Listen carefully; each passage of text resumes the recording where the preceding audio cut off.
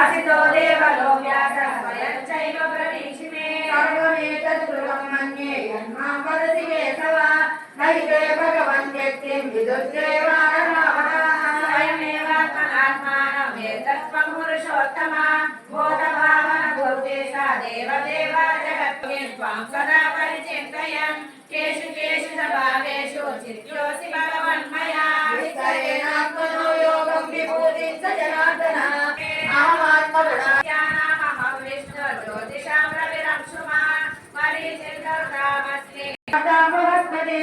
सेनानीनामहं कर्णः कर्तामस्मि सागरः महर्षीणां भृगुरहं गिरामस्मेकमक्षरं यज्ञानं च प्रयज्ञोऽस्मि सिद्धानां कपिलो मुनिः उच्चे सर्वसमस्मानां विद्धि माममृतोद्भवम् ऐरावसुतिः अनन्तः चास्मि नागानां वरुणो यादसामः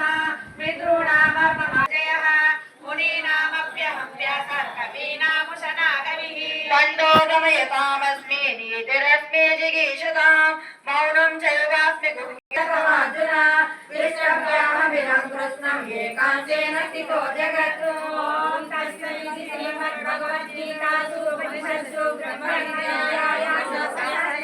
श्रीकृष्णार्जुन संवादे विभूतियोगो नाम दशमोऽध्यायः हरिः ओम् ॐ श्रीकृष्ण परब्रह्मणे नमः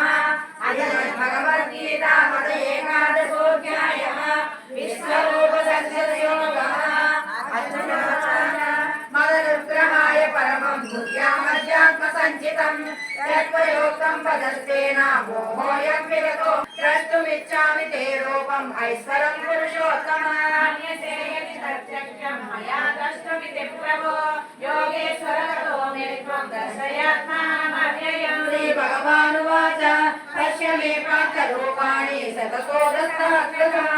नानाविधानि दिव्यानि नानाएवम् अनन्तं विश्वतोमुखम् सूर्यसहस्रस्य भवेद्युगपदुत्थिता यदि भासतु श्रीसाक्षात् तत्रैकस्तं जगत्सृष्टं प्रविवर्तमधिस्मरा विष्णु विष्णरो मातरञ्जयः प्रणम्य शिरसा देवं कृताञ्जलिर्भाषता अर्जुनोवाच